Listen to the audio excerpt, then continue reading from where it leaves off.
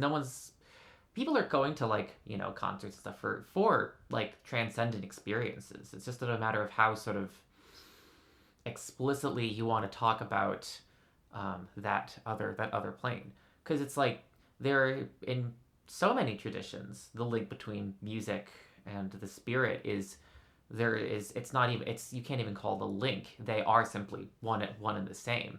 And music and sound has always been an incredibly powerful element of so many faith practices, and that is, I think, persisted even into our artistic practices now that don't want to call it by that. We're still in the business of make bringing people into distinct experiences.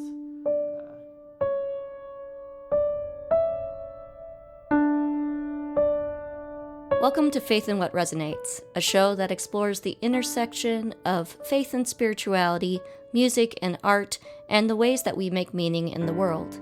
My name is Gail Gallagher, and I'm a professional musician and lifelong seeker. I'm a member of the Unitarian Universalist Church, and one of our 7 principles is that everyone has their own search for truth and meaning. And this show is me taking that and putting it into a podcast. I interview different musicians, artists, clergy, and other awesome people about their spiritual journeys and the ways that they make meaning as we explore the magic of the things that resonate. My guest today is my friend Ben Zucker. Ben is a musician and composer, multi-instrumentalist, currently pursuing his PhD at Northwestern University in composition. We joke that he's going to be a noise doctor.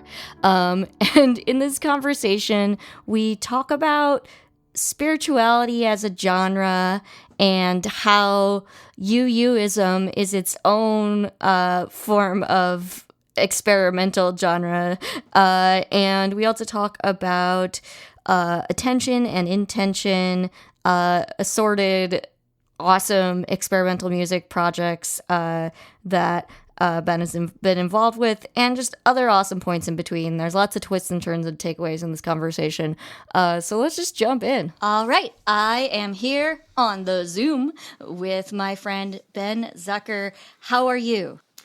Good. This is really, really exciting. Thanks so much, Gail. This is just like such a really interesting and underexplored, but really important, I think, like set of things coming together here. Yeah. And also, it's been really cool just getting to know different friends from church through having a podcast. Yeah. Well, can you introduce yourself to the audience, a little bit about what you do in the world? Sure, yeah. I am a musician of various guises. I'm a composer and performer, mostly working in, I guess, for lack of a better word, I'll pick apart later, more like experimental genres. I'm a doctoral candidate in composition at Northwestern University, and before coming here for that, moving to Chicago, I had previously lived in the Bay Area, New York, London, and parts of New England. Where I was doing classical music, jazz and improvised music, noise and electronic music, and sound design, and there's a whole lot of other stuff. I play percussion, primarily mallet percussion like the vibraphone, brass instruments. I sing, play keys, have built instruments and played electronic stuff a fair amount. And yeah, and it's you look back and just like through like the teaching and managing, administrating, just from like a life of trying to just music, and I'm sure like I'll remember more things as they come up. Awesome. Well, that is a great spectrum of all of the things to start with, and you are getting a doctorate of noises. I'm a noise doctor. Yeah, a noise doctor. Yeah.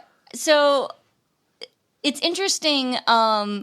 When we were doing our sort of pre-interview back and forth, you were talking about religion as a genre and this idea of tying experimental music and UU. And I think that's awesome. I hadn't thought of UUism as like the experimental religious genre, but it totally is.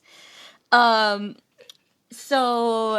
can you sort of unpack your religious genre for the audience? Yeah, so I guess I think probably the way that I sort of maybe arrived at that conception.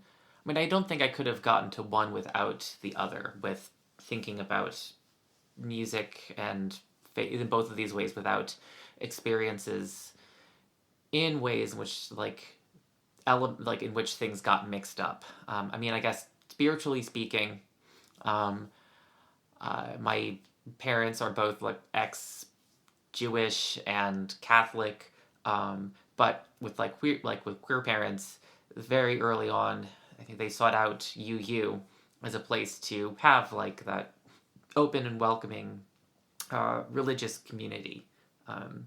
So that was what I grew up in. Then when people ask us sort of like, are you Jewish? And it's just like, I mean, sure, technically yes. I've been to 3 bar mitzvah, and stuff like that. And also just like a life over the course of life, just having just like a natural curiosity in a lot of things that also had me looking at stuff from Buddhism. Early on, I discovered Discordianism, which I thought was a great another avenue into messing around with what faith could be. What is Discordianism? Oh man, Discordianism is this. It's not really even a parody religion, but it is sort of a religion, sort of made as a very like intentional joke about the worship of chaos. From the 50s or 60s, I think its most popular proponent is Robert Anton Wilson of his like Illuminati trilogy books or whatever. That sort of has a lot to do with just the idea that any apparent order is actually disorder, and even any disorder is actually just another form of order, and about there being like this kind of underlying, like known, unknowable reality that there sort of takes the shape of just sort of cheekily acknowledging like the Greek goddess of chaos, Eris, amongst other things. But like finding that, I think just wanting to be a little bit like Outra from an early age, helped me sort of like bring that into the fold. On the other hand, or another part of that also though, is that from doing music, I encountered a lot of other faith practices. A lot of work I've done for churches has been, a lot of like I've done a lot of singing for various denominations, and I've come into a lot of various like Christian liturgy and practices through the music. For instance, I was briefly a section leader at a Catholic church in Oakland, California, which is pretty fun when you finish singing, sit down. You're the only one that doesn't come up for the communion.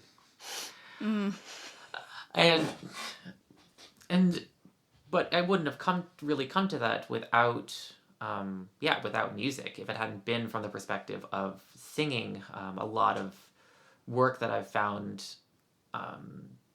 like pieces and stuff that I found really, really moving, especially sort of in the context of the deep spectacle of your average Sunday morning, in a way that's as as much of a spectacle or even like a spiritual experience as like some concerts or art events have been. But I think bringing it back to UU, I think it was that sort of perspective of the recognizing that there is an attempt to individually find truth and meaning from a multitude of sources that probably paved my my brain for the way that there can be things coexisting from different genres, about finding the thing that speaks to you and understanding how that connects to other parts of yourself and your life. Like, if other, yeah. Yeah. Yeah, out of the seam there. It's all good. I will pick it up. So some things that jumped out at me is, I mean, this is one of these things that's obvious, but like hearing it in different ways, really sets it. It's like, oh yeah, musicians are kind of the Venn diagram of the spiritual experience at a concert and a spiritual experience in a church service. Yeah.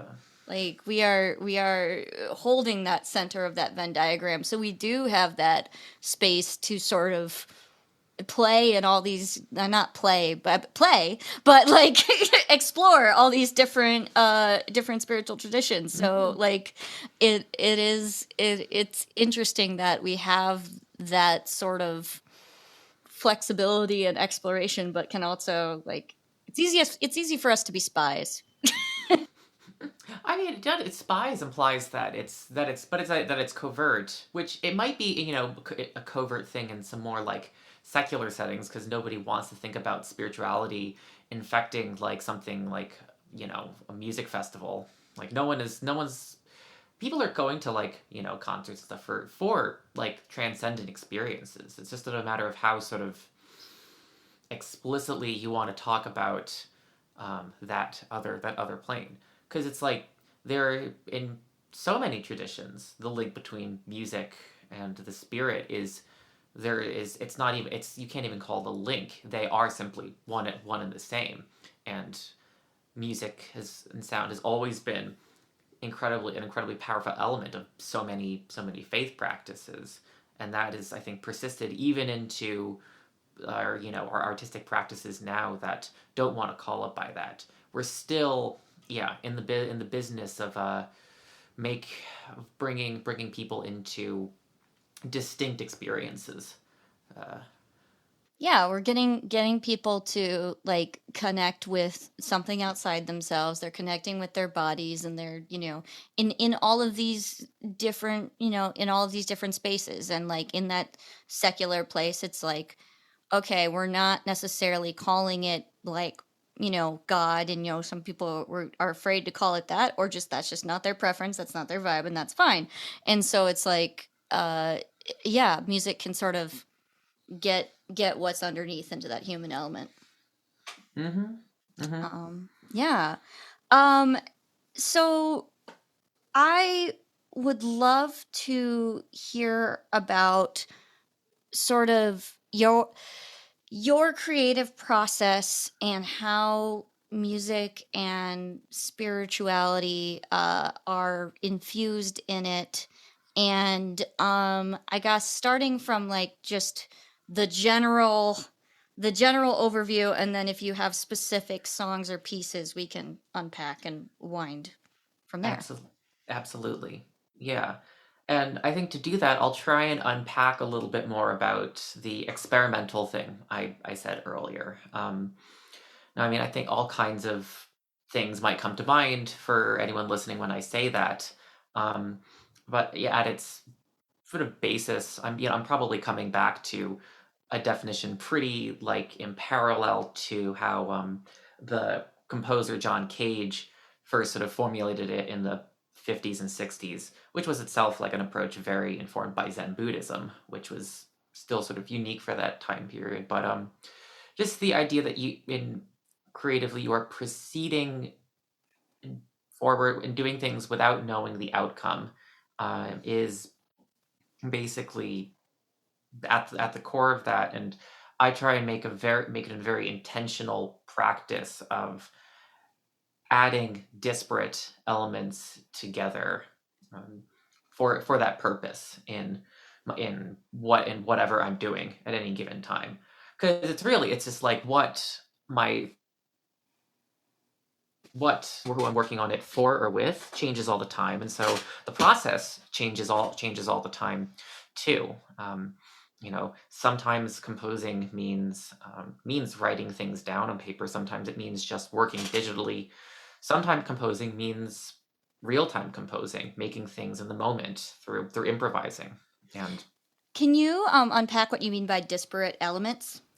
absolutely. And we'll probably, if I go into some specifics, for instance. So, um, every project is going to be a unique combination or sequence of things.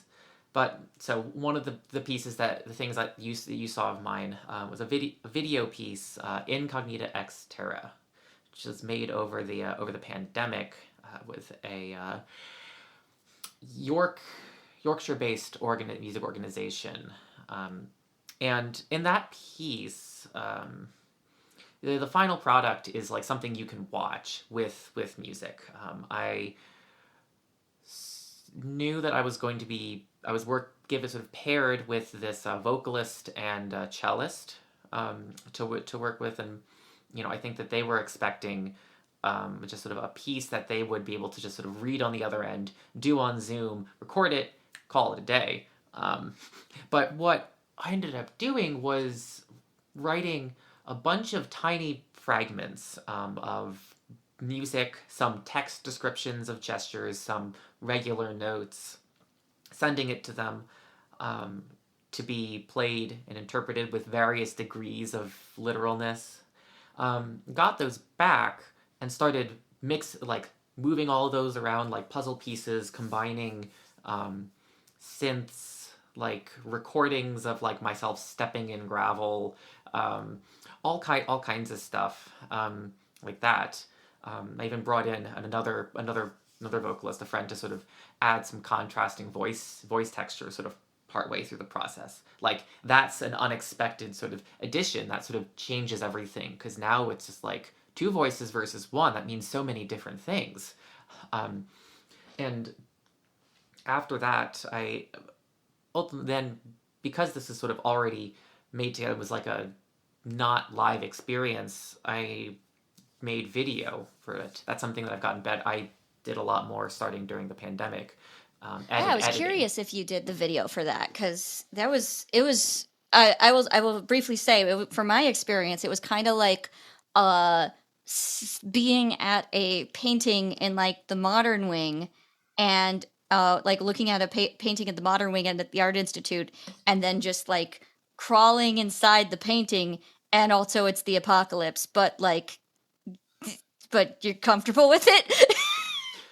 Honestly, that's kind of the vibe, though. And it's funny that you use like the term of like crawling inside of it, because then there's so much about that piece in particular, with then like texts that I sort of sourced that had a lot to do with, I think, like the experience of scale, the alternation between being like very small in the cosmos and sort of attempting like a conception of like the planetary, just like the things that are too big and too small for us to understand. And that included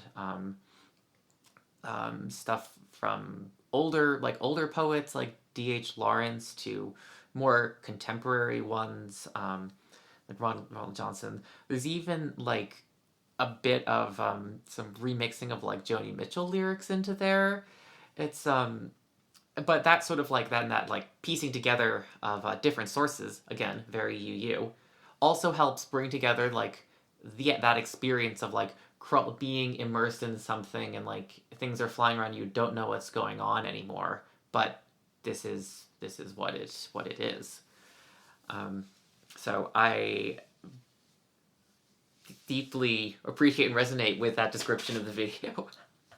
Good.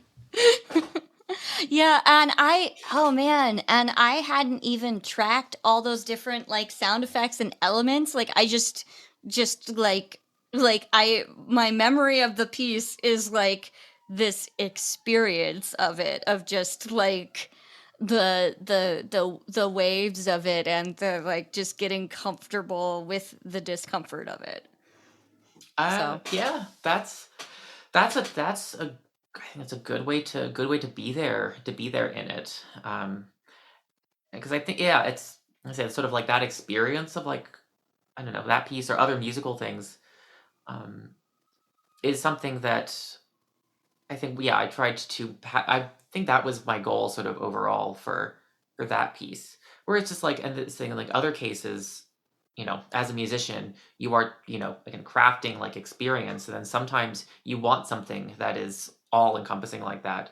But then there are other times when I'm like, trying to bring focus in and out of things like, whether it's like a particular sound or a particular person or a meaning or the passage of time in some way.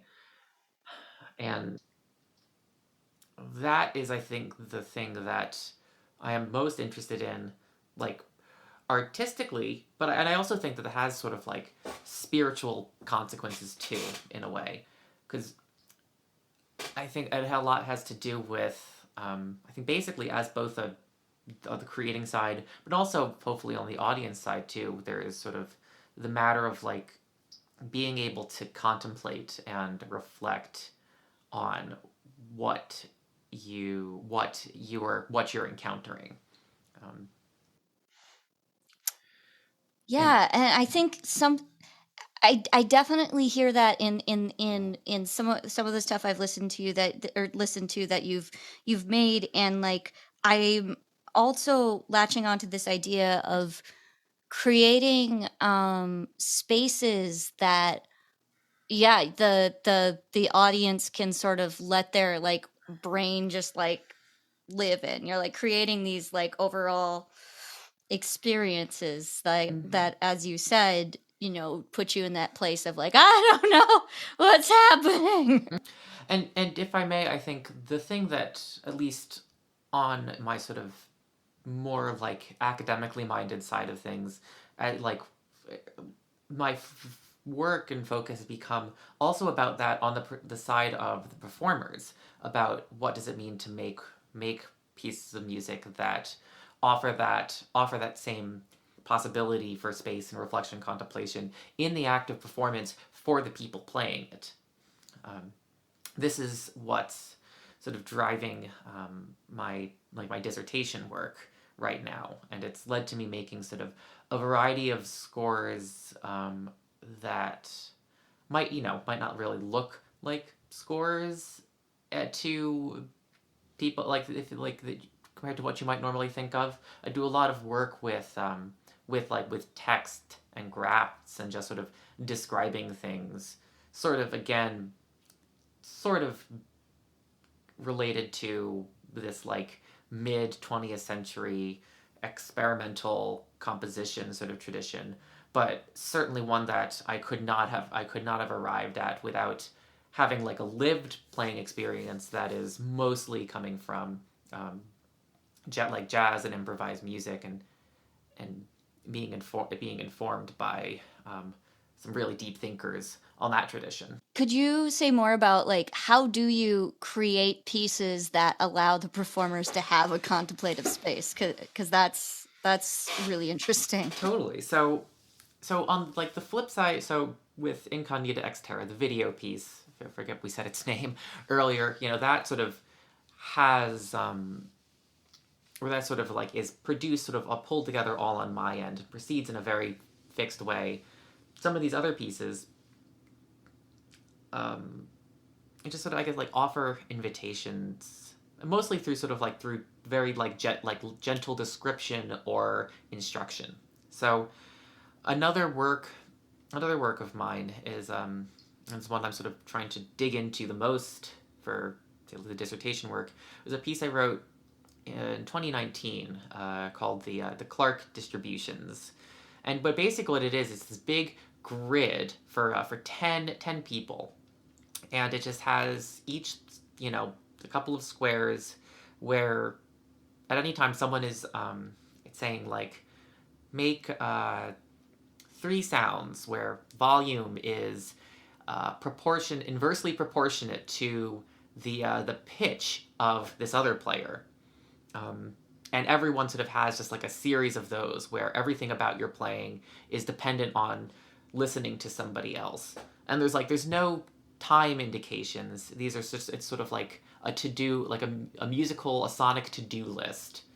It's like a improv exercise, but a piece. It Oh, sounds like 100, that's just I'm just as a theater person, I'm like, okay, cool, this is a theater game. Great. Yeah. And I guess that's the other thing I didn't mention, that I also have like a lot of background in theater too. I did like a fair amount of acting and some directing and a lot of work in sound design before really sort of landing on the idea like, oh, you make a thing and then somebody else plays it. No, my background lies far more in give and take devised forms of creation. So like, yeah, so theater games, scripts, just situations is a better sort of description for things like this. And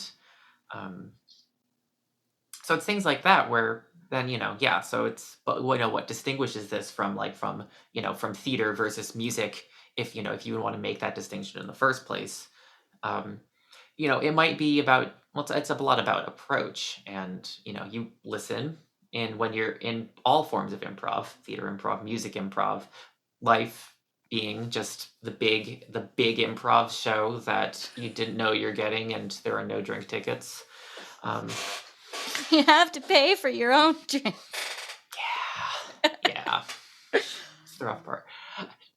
But it's exactly like that, and so Freem ultimately, like, the part of, again, with the experiencing, I keep thinking of it like, what is like a musicalized form of experience having to do with listening and surprisingly kept like concepts of rhythm and harmony that are maybe related to like chords and beats, but then thinking about what it means for there to be consonance and dissonance in just like actions and ideas, and a polyrhythm and a groove in just like your like all of your thinking and doing and being. Nice. Did you do this in front of an audience, or or how did it work when it was in performance? And is there a video of it? There is, and I will link. I guess you can link to it forever. Yeah. These things go. Yeah, it was done on a stage, sort of next to some other very different pieces, and there is still that. It does still have that like concert piece thing where there is people watching people doing this, but there's no reason to say that that score or others that I've made similar to it couldn't expand and be, you know, incredibly long, sort of done without instruments, done by unspecified amounts of people. It's all about like, yeah, sort of like each will sort of demarcating like a certain space that you want to be this situation, and what it causes you to think about differently than just your regular life otherwise would. Hmm. I find myself also thinking about this in the context of being a music teacher with tiny children who I'm still teaching how to hit things in rhythm, and sort of the ideas of like what music is expected to be, and like, is this child actually paying attention in class if they aren't doing, if they're all over the place? They did hit a drum though. Like, and thinking of like how you can take like this idea of music being an experience and like listening to, focusing on just listening to each other and trying different sounds and being like, this is also valid and good and is also music. And Oh, absolutely. And I'll say this also, that it's just like college students, same as small children. It's exactly the same. So I when I've done teaching up at Northwestern, workshops in various parts of the country for a variety of ages, and yeah, a lot of it comes down to that, about the crafting of attention and intention, which is also, think what a good, say, like a good, any good sort of service or ritual does, that's all was sort of like, it's another mode of just like refining your ability to attune to the present reality. And I think that there's, yeah, it's so many of the same things. Like even after your kids grow up, and they start going to school and taking classes from, who knows, but it's the same thing where you want to teach them to do it well, but what does well really mean? And for me, that's mostly about being like true to yourself and cognizant of why you're doing what you're doing. That's usually the thing that I would always come back to. If someone brought in something, it was just sort of like, why, why did you stop here with trying with this melody? Or are you sort of like letting this thing just sort of spin out because you didn't want to work on it anymore? Or is there something you felt like you could do but were scared of? And often sort of like breaking down those shoulds is a big part of the teaching. um, I'm stuck on crafting attention and intention. I that is the heart of so many things, and I've been thinking a lot about just the trying to focus on just being more intentional and um the other thought with crafting attention and intention is that what does that mean as a teacher with when we're coming out of the current situation? And that's something I think a lot about in the case of childhood development. But like, do you think, like, I think I would say, and I feel like you'll agree, but you unpack that as music teachers, we do have that special way of like helping people practice attention in these new ways. And also you have to adjust accordingly, so that the music is helpful and you're not like, you must be on beat. you know mm-hmm. Or yeah. yeah, no, no, absolutely. And I feel like on the sort of like the maybe the opposite of, not the opposite of you must be on beat, but is when I think about the lessons that I have learned from some pretty out there stuff, and I'm just thinking like, and I want to possess to show this stuff that I love dearly and completely unironically to my students who are going to just sort of not know what to do with when they first encounter, say, like the Art Ensemble of Chicago, or certain works by John Cage, or like, like, yeah, these genre of like noise, free jazz, like avant-garde classical music. And yeah, I'm remembering that like I am here with years of experience that I've sort of accumulated and dwelt on. That's not going to sort of instantaneously transfer.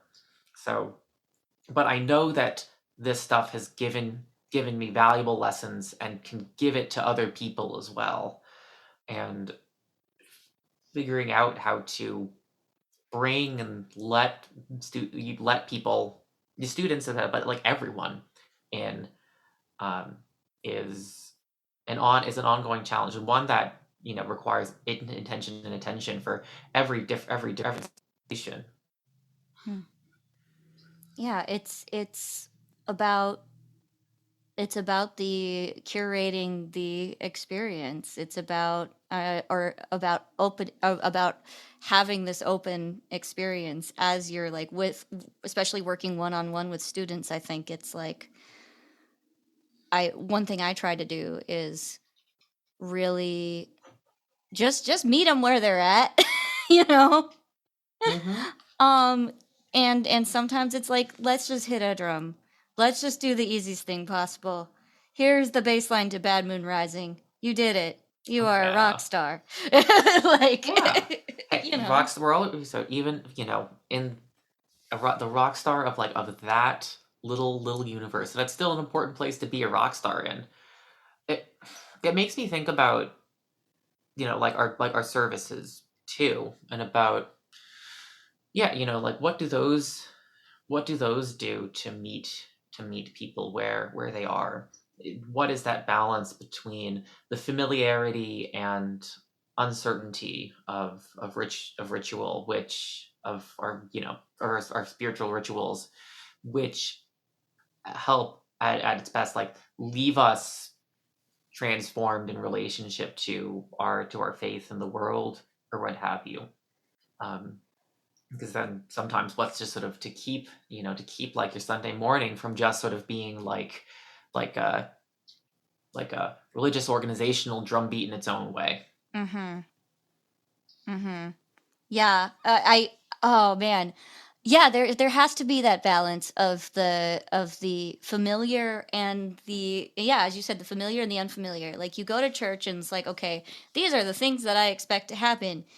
But also, I'm expecting an unknown magical thing, or I am open to an unknown magical thing. I guess Mm-hmm. sort of the flip side of it is, you can't expect the unknown magical thing.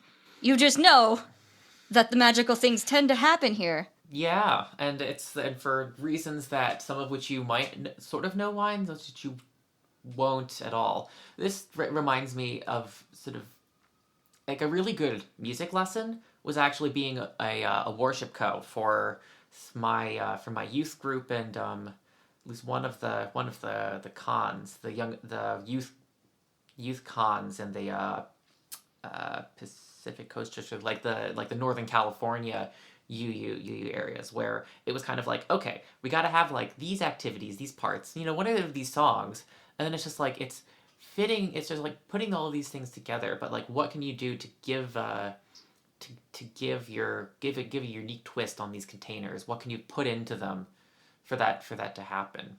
And experimenting that with all of these sort of things as building blocks, like that was composing. That was with honestly sort of the same possible results in the end as a good piece of music. Just something that would leave someone just really really moved.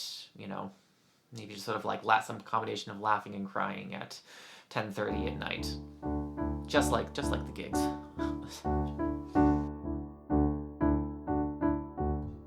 We'll be back to my conversation with Ben Zucker in a minute, but I wanted to briefly tell you about New Faith New Media.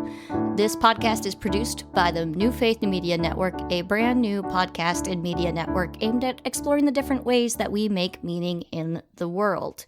And we just launched our new website, newfaithnewmedia.net, and you can go there and join our forum community and discuss this episode and future episodes.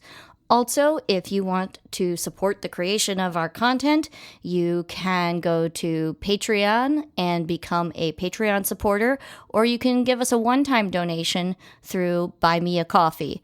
Yes, that's the name of the donation platform. It's like you're buying us a coffee, but that goes towards production and making these shows possible. And you can also support New Faith by New Media by reviewing us on Apple Podcasts, or just telling a friend about the cool stuff that we put out.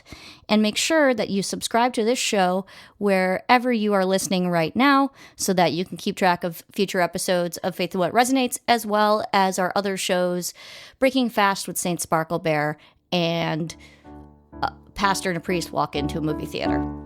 All right, that's all that I have for you. We're going to head back into the conversation. I love this idea of planning and producing is like composing. That is, I mean, we're just on a roll, man. But like, that is one of those things where I'm like, oh yeah, I've definitely felt that, and it is. It does use that element of just you instinctively know where everybody is going to be. And it's like the same thing when you're like producing a piece, like the people you pick for your team Mm-hmm. is also part of the composing is picking the right people. Mm-hmm. I take nothing about like the definition of that word for granted. It is just a matter of like putting things next to each other, and that's pretty much it. Hmm. Yeah. Whether it's people people on a team, one instrument with another instrument, this note with that other note, this song with the next song in the playlist, this like melody with this dance move, this dance move with the I don't know, motion triggered synthesizer thing. It's one of the things that just like have this explosion of possible connections, and that's what just keeps doing this whole thing really exciting, more days than not. Mm. That, yeah.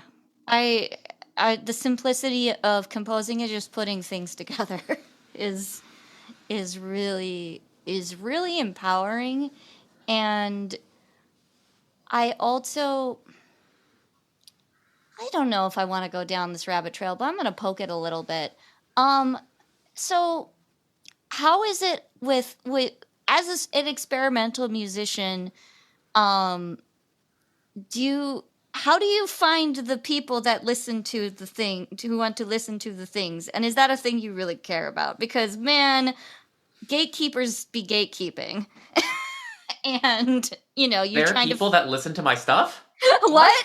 There are people that listen to my Joke's on you. no, but I mean, yeah, because and this is not about then that word experimental again. It's complicated, and it's like this is the way like that genres are. Is that the genres are they're a method, they're a set of sounds, they're a community. So it's all of these things, and to get back to like the faith is the well, I think we have some general like ideas about like music regardless of genre. Faith is the same way.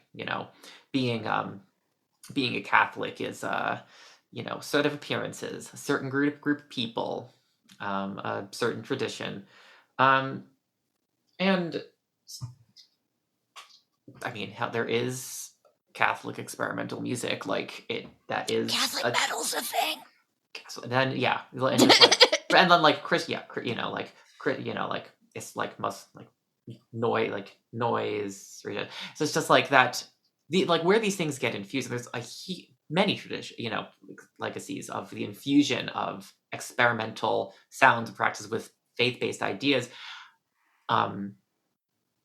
Which it then also then goes on to inform, I think, some of the crowds and the communities and the people who listen to these things. But to get it back to like what your question was, yeah, I mean, a lot of this has to do with certainly like I just like right here, trying to make sure that I am attentive to the people around me, to my communities, and my role in them. That includes the people that I work with, audience. The people who listen to the work that I make. It's very often that's the other musicians who are all listening to each other's stuff, which is great. But it's as long as it's not specifically meant that way. And I mean, this whole stuff has its own set of like crowds and gatekeepers in its own ways. This is something that I've dealt with just as much, working with festivals, record labels, and academic institutions, blah blah blah blah blah. That sort of is like an issue that we're going to be facing no matter what practice we are in, because communities are unfortunately pretty much as defined by what they are not as what they are. And there are some genres that, and I'm talking about in all faith and music, that are really are even like more defined by their by not being this other thing. And when that happens, that's when the scales have tipped. That's when the balance is off, and you really got to return to what's the central force, what's the central thing affirming Mm-hmm. you making the choices and the attentions that you are. You're not just saying these are all the things that I've cut out and all the things that I've let go of, but it's like, okay, but what has that made room for? Yeah? Mm-hmm. Yeah. What is there room for, and what is what is to be like gained or more likely lost by not wanting to reach out more to explore. I mean, I have a sort of lateral relationship to classical music, overall, but certainly that it is a genre that is having a lot of reckoning about what is who is in it with it, or who gets to be brought into it, as just one instance. And one of the things about, I guess, experimentalism as an attitude across any genre is that you're seeking, and you want to incorporate, you want to discover, you want to integrate. Of course, you still have to integrate mindfully, because then what might start as trying to create a well-meaning counter can go down the paved road to hell, paved with good intentions, and lead to I don't know, like a, being appropriative versus sort of Mm-hmm. steamrolling your communities in the name of finding some sort of imaginary next step, which Like making sure you're making music with the people and not just about the people, to the about particular and community. to the people, yeah. About too, yeah. Yeah. Um And that's it's the faith thing again too. Like, if you've sort of, I mean, maybe this is like that, like remembering like my 12-year-old like militant atheist phase, where it would seem pretty obvious that everyone was just kind of being a, am I allowed to swear on this yes. podcast? I'll Okay, just I'll yeah. just give people a heads up. Do it. I'm just gonna say that because people were being assholes when they were paying more attention to somebody else's beliefs, and then not their own. It was like it's that thing where it's sort of, if you've lost touch with your own reality, your own ability to like grow and change and settle, because you're too fixated on someone or something else, then again the balances have tipped, and you got to go back and you got to listen. You got to listen, because that not only involves what's coming from something else, but what you hear, and what you do with it. And like in that improvisation of life, you are trying to yes and things, you're trying to harmonize. Yeah. Okay. So it's yeah, you are yeah, you're trying to connect, you're harmonizing, you're not just like being like I am the one performer that is on the one stage and you will look at me, and it's more like we're going to Yeah. sing this together. Yeah, well, look at me, or even it's just like or just deconstructing the idea of like what I have to bring to the table, in any context, because there's a lot of room, you know I'd say check your ego at the door, but assumes that there is a place where that there's some other place, that and it's still there. It's just like that there it's you know we live in a society, but that is so about cultivating an excess of sort of individual focus, of like of the of myths of genius and star power, that shifts the balance off of the huge networks and all of the relationships that go into what is being like what goes on to make make every individual person possible. So, and that's something that like plays out, whether you have 10 listeners or 10 million listeners.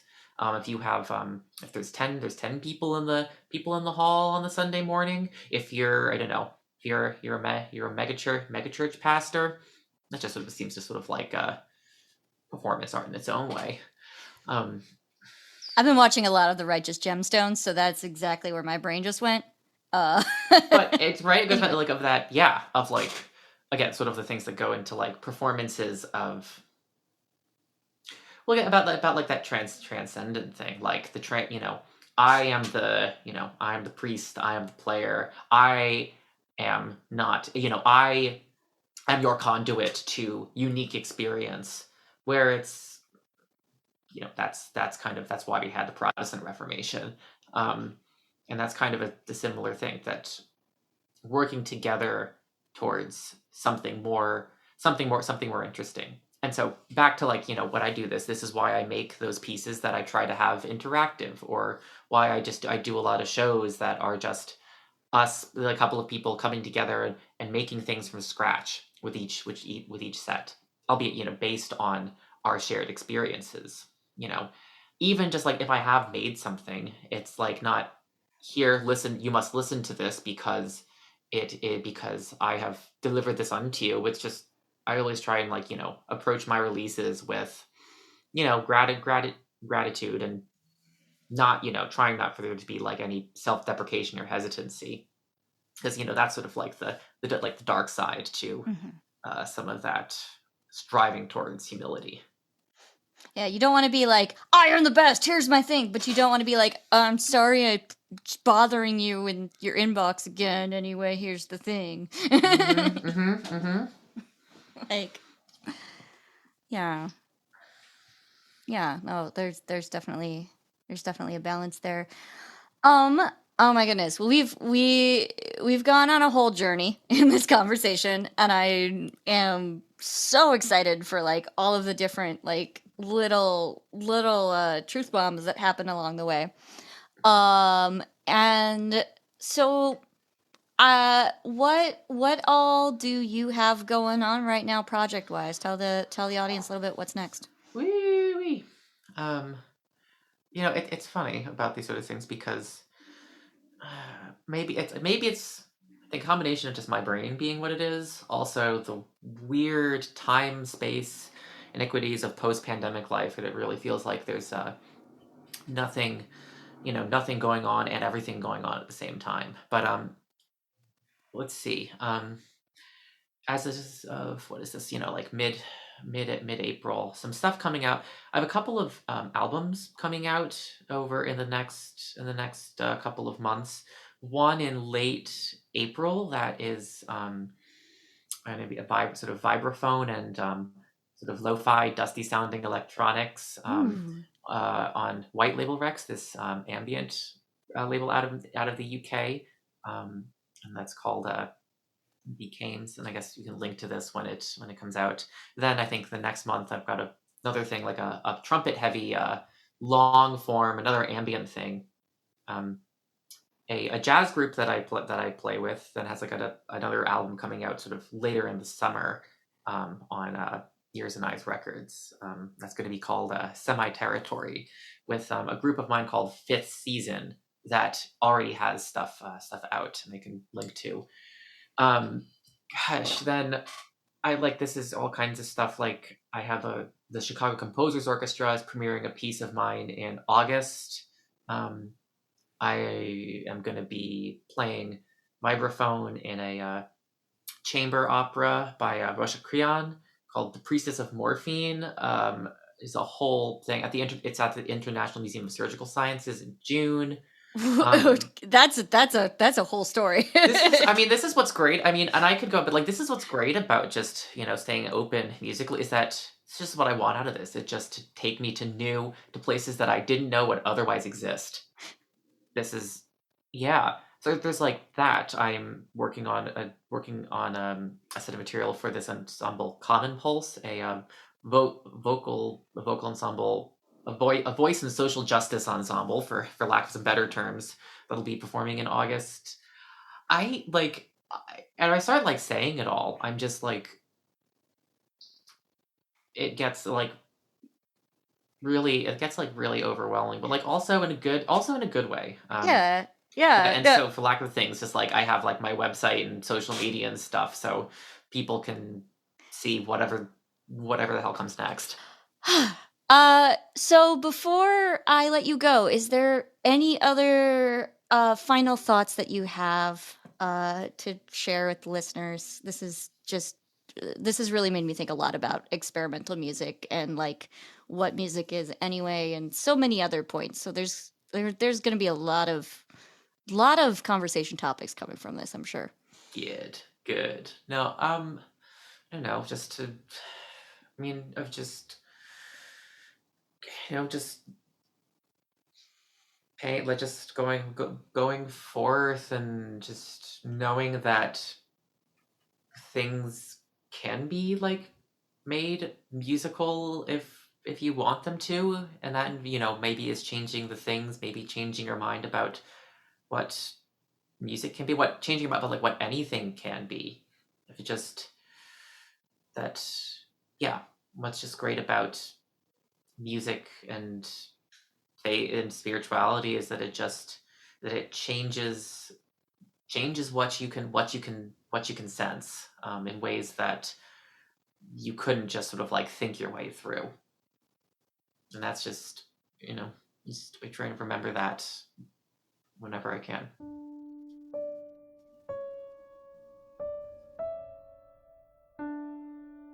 Thank you for listening to Faith and What Resonates. Our theme song is My Journey, My Song, an original composition I wrote back when I was 19.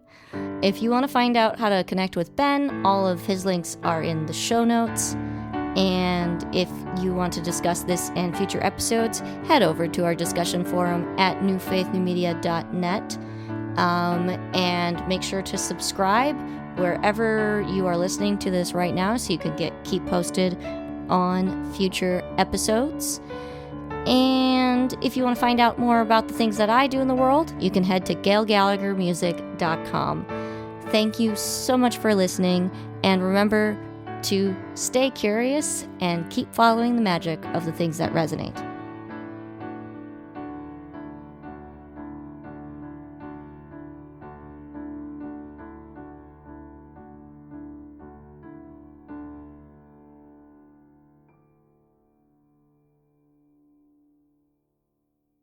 New faith, new media. Theology. Nerdery. Community.